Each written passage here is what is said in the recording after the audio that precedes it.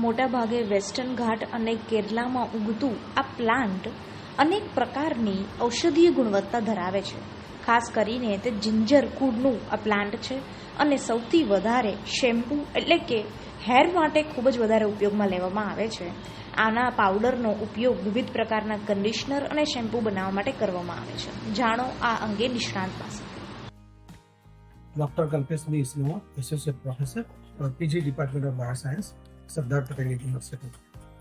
આજે જે આપણે મેડિસિનલ પ્લાન્ટ વિશે વાત કરવાના છે એ આદુની જે પ્રજાતિ છે અને એનું નામ છે આપણે જિંજીબર જેરમબેટુ એને કહીએ છીએ. આપણે એને લોકલી નામ આપણે એને જોઈએ તો એને બીટર જિંજર બી કહીએ છીએ, કારણ કે એમાં એક બીટર એકદમ એનો ટેસ્ટ છે એટલે આપણે બીટર જિંજર તરીકે પણ ઓળખીએ છીએ.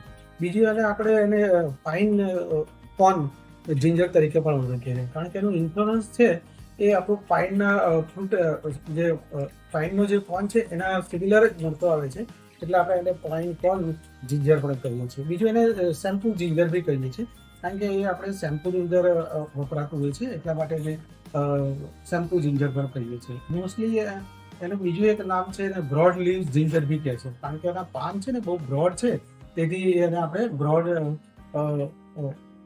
બ્રોડ લીવ્સ જિંજર પણ કહી શકીએ છીએ.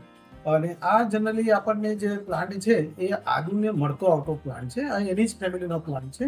અને એ જોવા જઈએ તો આદુની અલગ અલગ પ્રજાતિ છે, 141 પ્રકારની અલગ અલગ જિંજીબરમાં આપણે જોઈએ તો મળે છે. પણ એમાંથી આ જિંજીબર જેરમબેટ છે એ બહુ ઇમ્પોર્ટન્ટ મેડિસિનલ પ્લાન્ટ છે અને જનરલી એ ઇન્ડિયા, શ્રીલંકા, મલેશિયા અને ત્યાં થાય છે. અને જનરલી ટ્રોપિકલ અને સબટ્રોપિકલ સાઉથ એશિયામાં વધારે જોવા મળે છે. આપણે ત્યાં ઇન્ડિયાની અંદર મોસ્ટલી કેરાલા અને વેસ્ટર્ન ઘાટની અંદર આ પ્લાન્ટ આપણને જોવા મળે છે.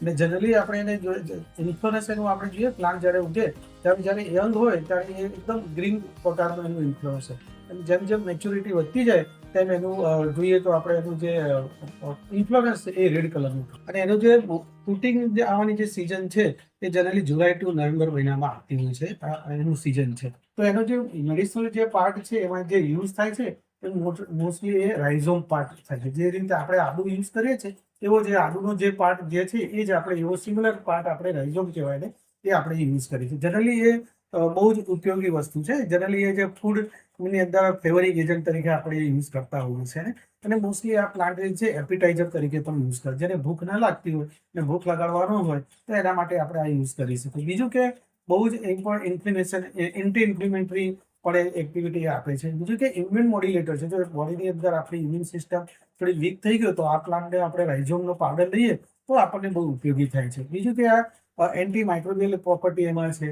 બરાબર, એન્ટી ઓક્સિડન્ટ પ્રોપર્ટી એમાં છે.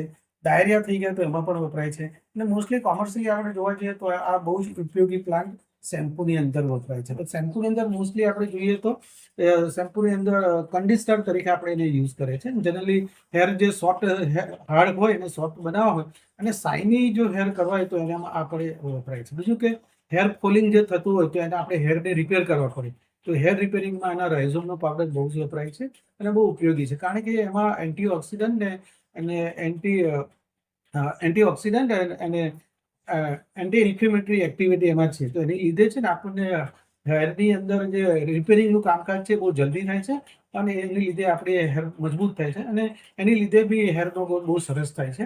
એટલા માટે આપણે રાઇઝોમ જનરલી શેમ્પૂની અંદર વાપરતા હોય છે.